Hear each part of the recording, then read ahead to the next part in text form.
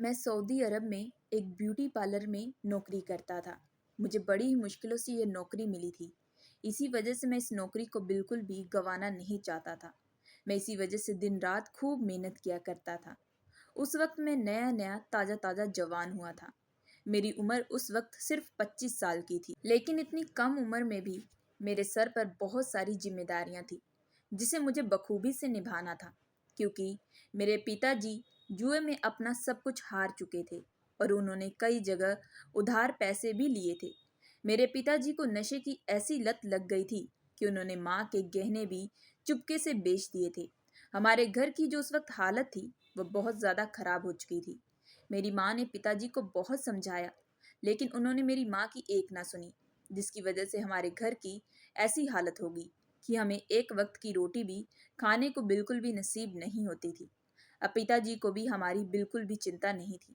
इसी वजह से मैं बड़ी ही मुश्किल से ब्यूटी पार्लर का कोर्स किया और उसके बाद मैं सऊदी अरब चला गया था। मैंने भी लोगों से कुछ पैसे उधार लिए थे, क्योंकि मेरे पास इतने पैसे बिल्कुल भी मौजूद नहीं थे। मैंने सोचा था कि सऊदी अरब जाकर मैं नौकरी करूंगा, तो उसके बाद धीरे धीरे मैं लोगों का कर्ज भी चुकता कर दूंगा। सऊदी अरब में मेरा चचेरा भाई भी पहले से नौकरी करता था। इसी वजह से मुझे वहाँ पर जल्द ही एक अच्छी सी जगह पर नौकरी मिल चुकी थी। मैं एक बहुत ही बड़े आलीशान पार्लर में नौकरी करता था, लेकिन पार्लर का जो मालिक था वह एक 50 साल का बूढ़ा आदमी था। लेकिन उसकी जो पत्नी थी वह दिखने में बेहद दूध की तरह सुंदर थी। उसकी उम्र तो लगभग 22 से 23 साल की थी। जब मुझे पता चला कि ये दोनों पति पत्नी हैं, तो ये देखकर मुझे एक बहुत ही बड़ा धक्का लगा था। मैं दिखने में बेहद हैंडसम था। इसी वजह से अक्सर पार्लर की जो मालकिन थी वह अक्सर मुझे गहरी निगाहों से देखा करती थी। मैं जब भी काम करता तो वह बहाने से मेरे बगल में आकर खड़ी हो जाती और धीरे धीरे मुझे छूने की पूरी कोशिश करती। उसके छूने से उस वक्त मुझे अजीब सा एहसास होने लगता। अब इसी तरीके से वक्त बड़ी तेजी से बीत रहा था कि एक दिन अचानक पार्लर की मालकिन मुझे कहने लगी कि मुझे तुमसे जरूरी काम है, इसी वजह से आज शाम को तुम मेरे घर पर आना। मैं भी मालकिन की बात सुनकर शाम को घर वापस चला गया, लेकिन जैसे ही वहां पर पहुंचा तो मैंने देखा कि बंगले में कोई भी मौजूद नहीं था। पूरा बंगला खाली था। तभी मालकिन मेरा हाथ पकड़कर मुझे अपने कमरे में ले गई और कहने लगी, मेरे पति काम के सिलसिले से अभी दूसरे विदेश गए हैं। मेरा पति जो है वह काफी बूढ़ा हो चुका है और वह मेरी ख्वाहिशों को पूरा नहीं कर पाता। इसी वजह से मैं चाहती हूँ कि तुम मेरे पति की कमी को पूरा करो। इसके बदले में तुम्हें पूरे 5 लाख रुपए दूंगी। इतनी बड़ी रकम सुनकर मुझ में लालच आ चुका था और कोई भी मेरी जगह दूसरा मर्द होता तो इस मौके को बिल्कुल भी नहीं गवाता। मुझे तो मालकिन पहले से ही पसंद आ चुकी थी, क्योंकि वह दिखने में बेहद सुंदर थी। इसी वजह से मैं बिना देरी किए तुरंत हाँ कर दिया। लेकिन मालकिन ने उस वक्त कमरे की लाइट बंद कर दी और फिर बिस्तर पर बिठाते ही मेरी हालत जो थी वह बेहद खराब कर दी। ऐसा लग रहा था कि मालकिन सदियों से तरसी हुई है, क्योंकि उसने मेरी रात भर चीखें निकाल दी थी। मालकिन बहुत ही जोश के साथ, गरीबी भी इंसान को किस मोड़ पर ले आती है, ये मुझसे बेहतर कोई भी नहीं समझ सकता था। मैं नौकरी की तलाश में दर बदर भटक रहा था, लेकिन कोई भी मुझे नौकरी बिल्कुल भी नहीं दे रहा था। एक तो मैंने बड़ी ही मुश्किल से 10वीं की कक्षा पास की थी, लेकिन 10वीं के बिहाफ पर मुझे कहीं पर आज के दौरान नौकरी नहीं मिल रही थी। बड़े बड़े ऑफिस में नौकरी के लिए बड़ी बड़ी डिग्री मांग रहे थे, जो मेरे पास नहीं थी। मेरी माँ ने बड़ी ही मुश्किल से 10वीं कक्षा तक पढ़ाया था, क्योंकि मेरे पिताजी मुझे बिल्कुल पढ़ाना नहीं चाहते थे। वह कहते थे कि पढ़ाई करके क्या ही होगा। मेरे पिता की जो सोच थी वह बेहद खराब थी। हालांकि वह पहले से ऐसे बिल्कुल भी नहीं थे, लेकिन उनकी गलत लोगों के साथ दोस्ती हो चुकी थी। कहते हैं ना, अगर इंसान की गलत दोस्तों के साथ संगति हो जाए तो उसका असर भी बहुत ही बुरा पड़ता है। मेरे पिताजी के साथ भी इसी तरीके का मामला हुआ था। दोस्तों, मैं लखनऊ के एक छोटे से शहर का रहने वाला हूँ। मेरा नाम विनोद है। मेरे घर में माँ बाप और मेरी 2 छोटी बहनें रहा करती थी। मेरे माता पिता हम बच्चों से बेहद प्यार करते थे। उन्होंने कभी भी हमें कोई चीज़ की परेशानी बिल्कुल भी नहीं आने दी। लेकिन जिंदगी में एक वक्त ऐसा आया कि मेरे पिताजी जिस जगह पर नौकरी करते थे उन्हें नौकरी से निकाल दिया गया था। इसके बाद हमारे घर की जो हालत थी वह बेहद खराब हो चुकी थी। पिताजी भी नौकरी की तलाश के लिए बहुत ही ज़्यादा भागदौड़ किया करते थे, लेकिन कहीं पर उन्हें नौकरी नहीं मिल रही थी। हार पछताकर उन्हें एक आदमी ने ब्लैक में दारू बेचने का सुझाव दिया। उस वक्त मेरे पिता के पास भी कोई और रास्ता नहीं था। उन्हें भी यही काम ठीक लगा। धीरे धीरे इस काम से मेरे पिताजी को काफ़ी अच्छा मुनाफा भी हुआ। लेकिन फिर से एक वक्त हमारी ज़िंदगी में ऐसा आया कि मेरे पिताजी की गलत दोस्तों के साथ दोस्ती हो चुकी थी। उनका गलत दोस्तों के साथ उठना बैठना हो चुका था, जिसकी वजह से वह रोज रात को जुआ खेलने लगे। माँ ने पिताजी को बहुत बार मना किया, लेकिन पिताजी मेरी माँ की एक बात नहीं सुनते थे, जिसकी वजह से घर में कई बार कलेश चलते थे। धीरे धीरे मेरे पिताजी जुए में अपना सब कुछ हार चुके। उन्होंने तो माँ से चुपके भी उनके सारे गहने बाजार में जाकर बेच दिए। हालांकि उस वक्त माँ और मुझे इन सब के बारे में कुछ भी मालूम नहीं था। एक दिन मैं स्कूल से वापस आया तो अपनी माँ के बगल में बैठकर खाना खा रहा था कि तभी हमारे घर के दरवाजे पर बहुत ज़्यादा भीड़ मच चुकी थी। माँ ने जैसे ही दरवाज़ा खोला तो मोहल्ले के कई सारे लोग इकट्ठा हो चुके थे और चिल्लाते हुए कहने लगे, तुम्हारे पति ने हमसे पैसे उधार लिए हैं। आजकल का बोलकर पूरे 2 से 3 महीने हो चुके हैं, लेकिन हमारे पैसे वह बिल्कुल वापस नहीं कर रहा। हमें बिल्कुल भी नहीं पता। तुम लोग हमारा पैसा जल्द से जल्द वापस करो, नहीं तो हम लोग तुम्हें जीने बिल्कुल भी नहीं देंगे। उस वक्त लोगों की बातें सुनकर मैं और माँ काफ़ी ज़्यादा डर चुके थे। हम बार बार पिताजी को काफ़ी बार फ़ोन भी लगा रहे थे, लेकिन उस वक्त पिताजी हमारा फ़ोन बिल्कुल भी रिसीव नहीं कर रहे थे। रात को जैसे ही पिताजी घर वापस आए तो उनके हाथ में एक दारू की बोतल थी और वह उस वक्त नशे में बेहद पूरे चूर हो चुके थे। तभी माँ ने उन लोगों की बातें बताई। कहा कि तुम्हें यही सब कुछ करना था तो आखिर मुझसे शादी क्यों की? हमारी तो जिंदगी ही तुमने खराब करके रख दी है। अब हम लोगों का पैसा कैसे चुकता करेंगे? ये सुनते ही मेरे पिताजी उस वक्त खूब रोने लगे थे। कहने लगे कि मुझे लगा था कि मैं पैसे फिर से कमा लूंगा, लेकिन मैं तो उल्टा और भी ज्यादा हारता गया, जिसकी वजह से आज ये हालत आन पड़ी है। पिताजी के आंसू उस वक्त देकर माँ से भी बिल्कुल रहा नहीं गया था। फिर माँ भी कहने लगी कि मेरे पिताजी के कुछ पुश्तैनी जेवरात पड़े हैं, मैं वही जाकर बाजार में बेच देती हूँ। जितना पैसा होगा उतना तो चुकाया जाए। ये बात सुनते ही पिताजी कहने लगे कि वह गहने भी मैं कब का बाजार में जाकर बेच चुका हूँ, अब तो हमारे पास कुछ भी नहीं है। इस बात को सुनते ही माँ बेहद टूट चुकी थी। वह और ज्यादा पिता को डांटने लगी, चीखने चिल्लाने लगी, क्योंकि पिताजी ने जो किया था वह बेहद ही गलत था। उसके बाद से तो हमारे घर की जो हालत थी वह और भी ज्यादा खराब हो चुकी थी। हम लोग उस वक्त पल पल पैसों के लिए तड़प रहे थे।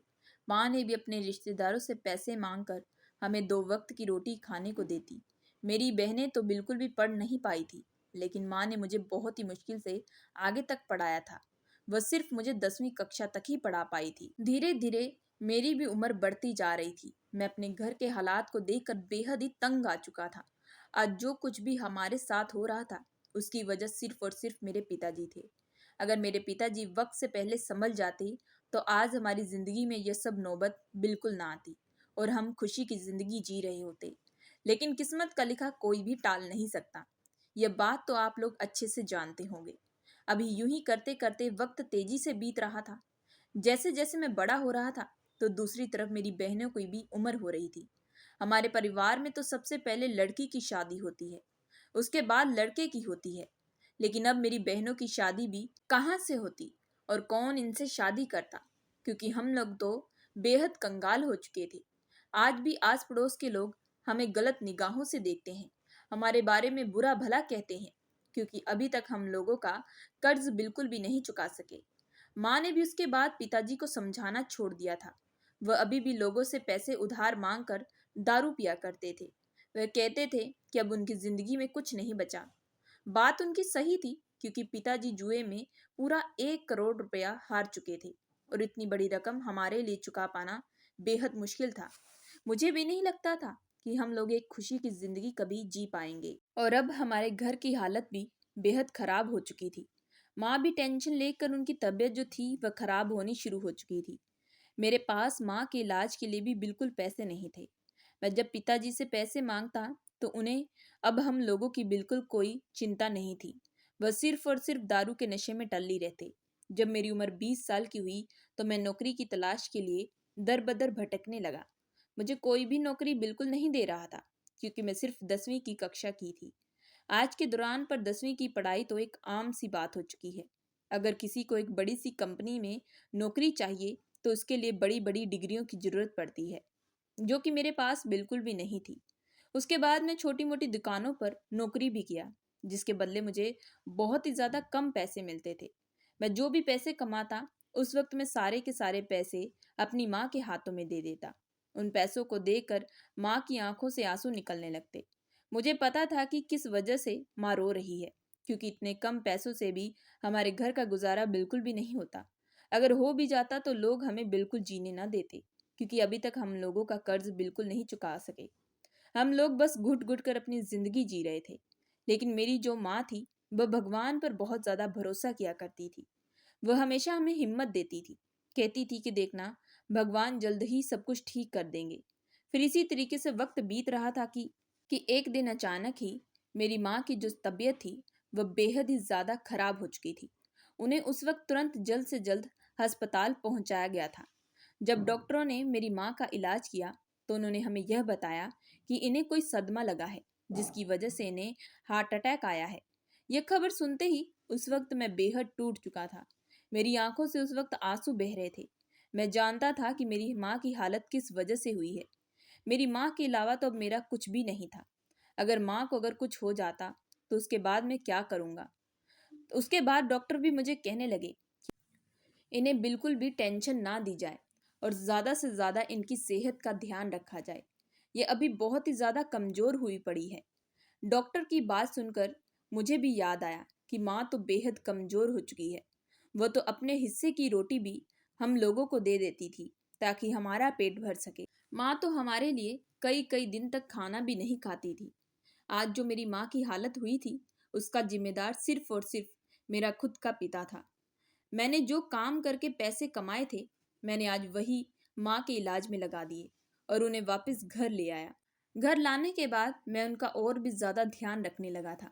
मेरी बहनें भी माँ की खूब सेवा किया करती थी, लेकिन इतनी सेवा के बाद भी मैं उनकी जो चिंता थी वह बिल्कुल भी ख़त्म नहीं कर पा रहा था। माँ की तबीयत खराब हुई है। जब माँ के परिवार वालों को पता चला तो बहुत सारे रिश्तेदार उनसे मिलने के लिए हमारे घर पर आए थे। सभी को हमारे घर के हालातों के बारे में पता था और तभी उनमें से एक मेरा चचेरा भाई भी आया था। वह भी मेरे घर की हालत देखकर बेहद दुखी हो चुका था।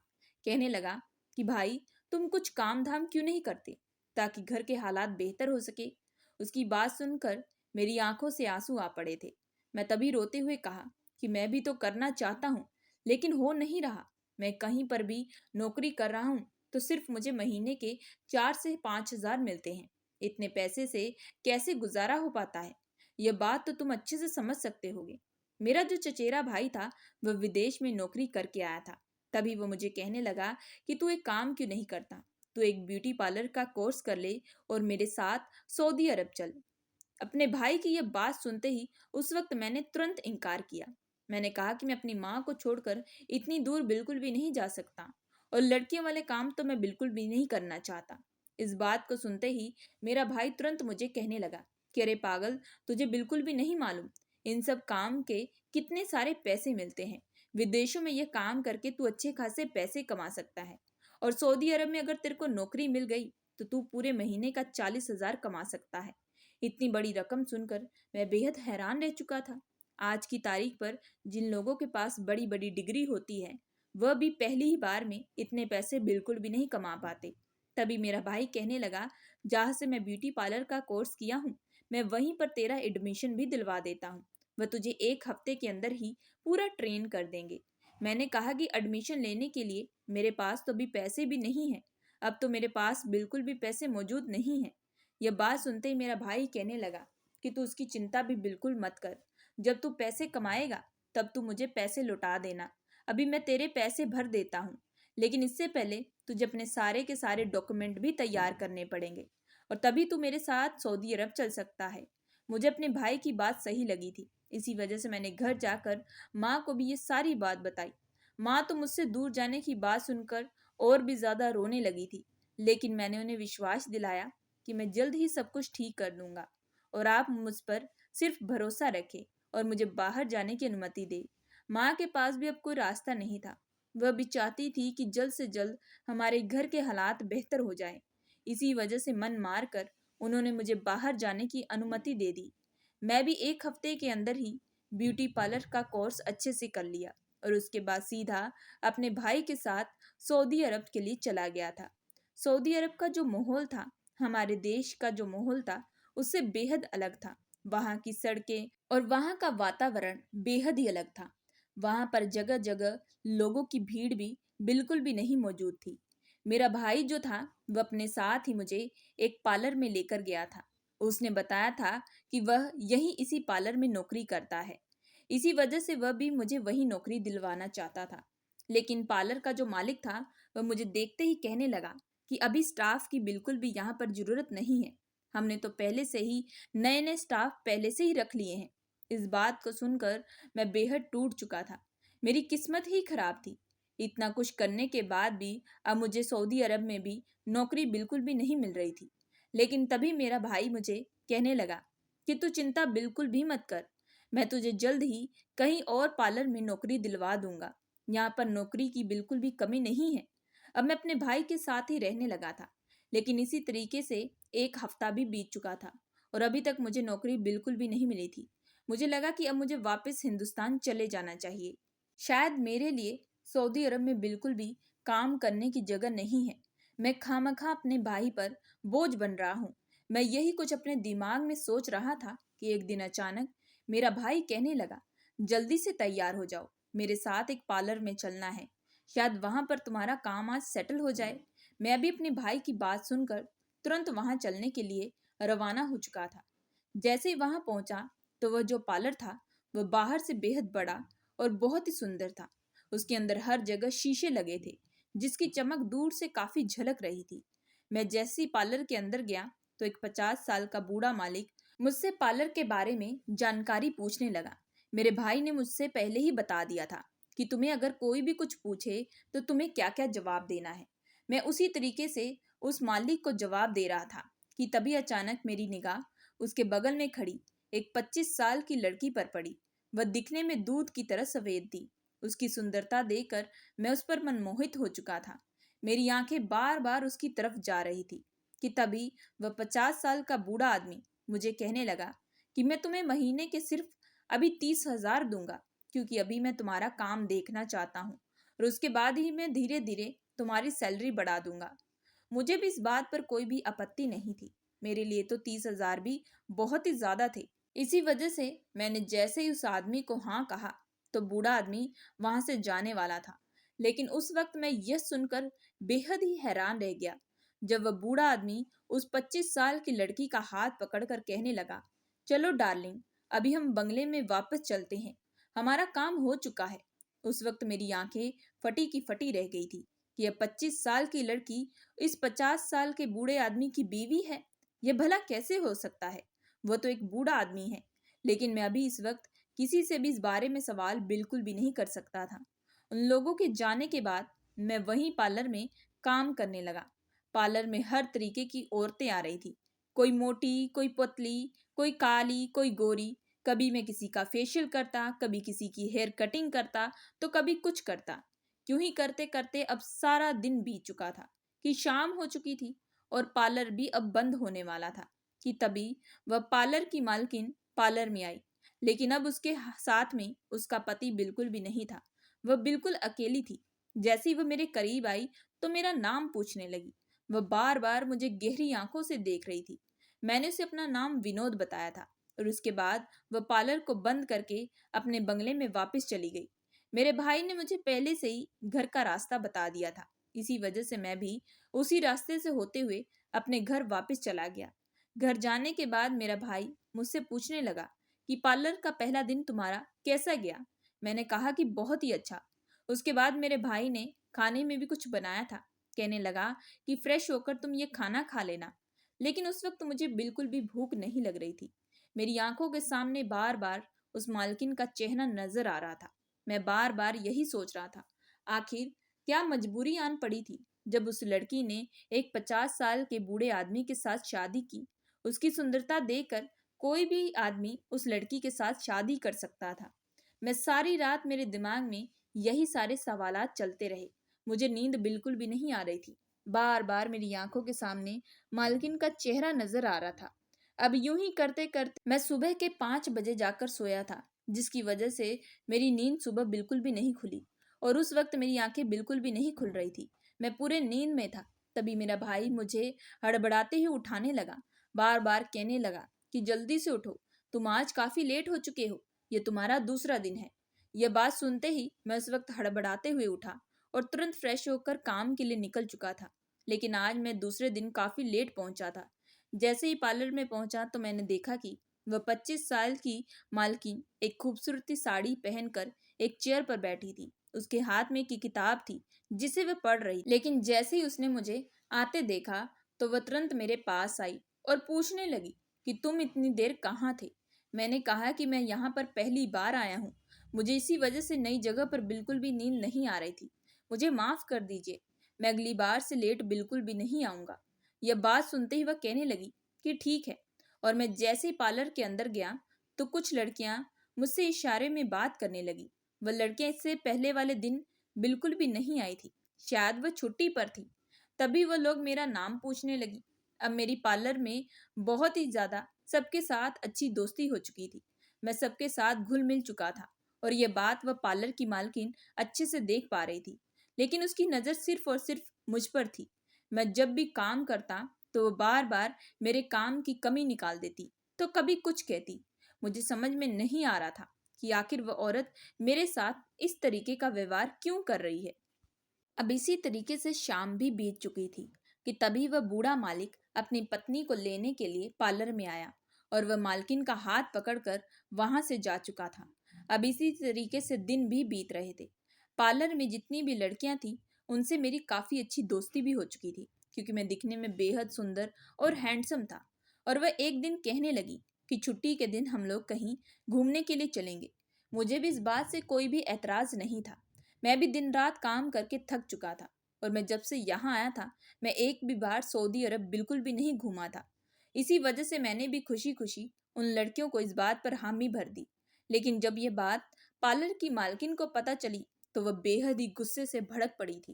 कहने लगी, इस हफ्ते किसी को भी छुट्टी नहीं मिलेगी क्योंकि इस हफ्ते में पार्लर खुला रहेगा। ये बात सुनकर हम लोग बेहद दुखी हो चुके थे। तभी वह लड़कियां भी मुझे कहने लगी कि यह पार्लर की जो मालकिन है वह बेहद ही खड़ूस है। उस वक्त वह लड़कियां मालकिन के बारे में बहुत बुरा भला बोल रही थी। कहने लगी, खुद तो इसकी जिंदगी में किसी का प्यार नहीं मिला, इसी वजह से ये इतनी चिड़चिड़ी हो चुकी है। ये दूसरों की खुशियों में भी पानी फेर देती है। यह बात सुनते ही मैंने कहा कि तुम्हारे कहने का क्या मतलब है।